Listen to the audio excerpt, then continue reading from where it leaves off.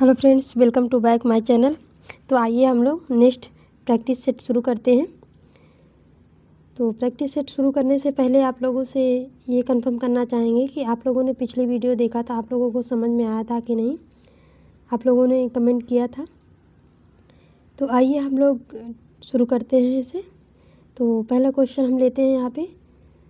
इनमें तंतुओं के साइड की शाखाएँ अणुओं की पिछली श्रृंखला से जुड़ी रहती है, जो अणुओं की श्रृंखला को अधिक खुली संरचना प्रदान करती है तथा रंगों को ग्रहण क्षमता की वृद्धि करती है।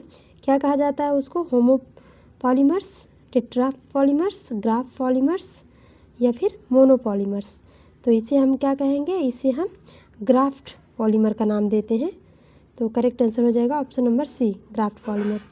नेक्स्ट क्वेश्चन है, रेशों को सुदृढ़ता, चमक, घिसावट, प्रतिरोधक बनाने आदि के लिए निम्नलिखित में से कौन सी क्रिया की जाती है? पहला है क्रेम्प, बी सांद्रण क्रिया, अमोनीकरण, डी ऐंठन। तो इसका करेक्ट आंसर हो जाएगा आपका ऑप्शन नंबर सी, अमोनीकरण। इस करने से क्या होता है? रेशों को सुदृढ़ता, चमक और घिसावट प्रतिरोधक बनाया जाता है। नेक्स्ट है, मानव निर्मित रेशों को सामूहिक रूप में क्या कहा जाता है? तो नायलॉन, रेयान, पॉलिस्टर, एक्रिलिक। इसको क्या कहा जाता है जो सामूहिक रूप से? तो इसे हम रेयान कहेंगे, ऑप्शन नंबर बी।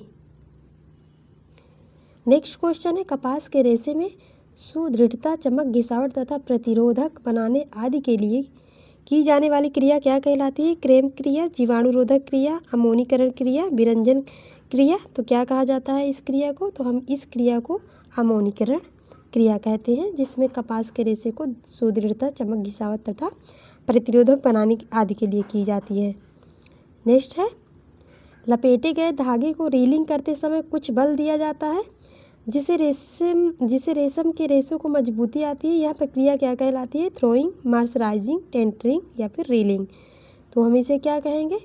इसे हम थ्रोइंग का नाम देते हैं।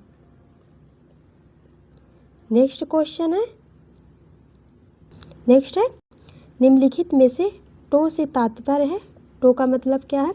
छोटे आकार के लेलन, छोटे आकार के रेशमी रेशे, छोटे आकार के सूती रेशे, छोटे आकार के ऊनी रेशे। तो हम किसे कहते हैं?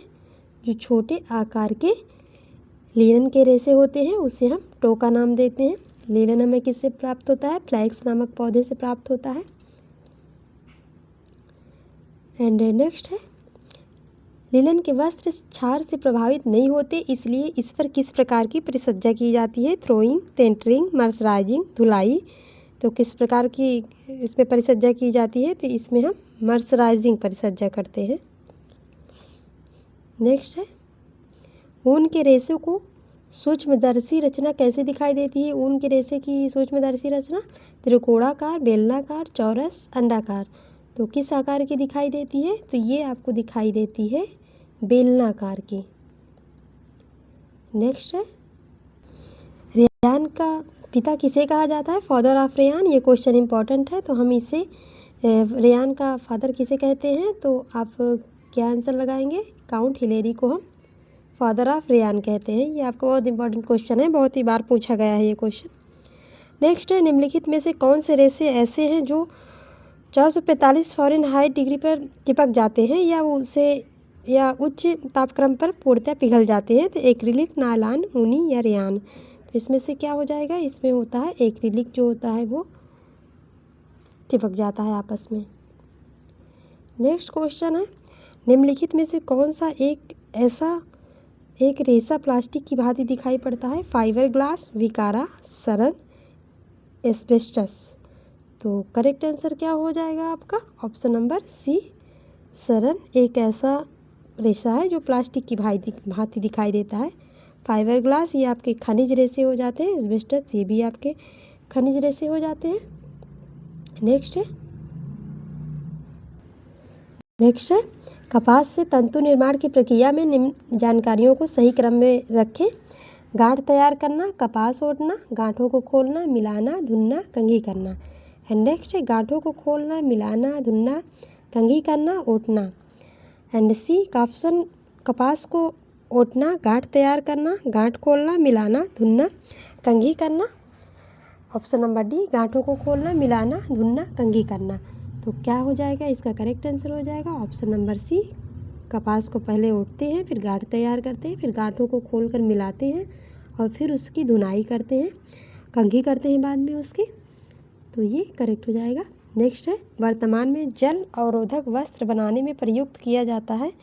जिस कपड़े से आपका छतरी बनती है तो उससे वो उस वस्त्र को प्रयुक्त करने में क्या किया जाता है, क्षारीय घोल को कि एल्युमिनियम साबुन का घोल मिलाते हैं, यूरिया फॉर्मल्डिहाइड का घोल को, उपर्युक्त में से कोई नहीं।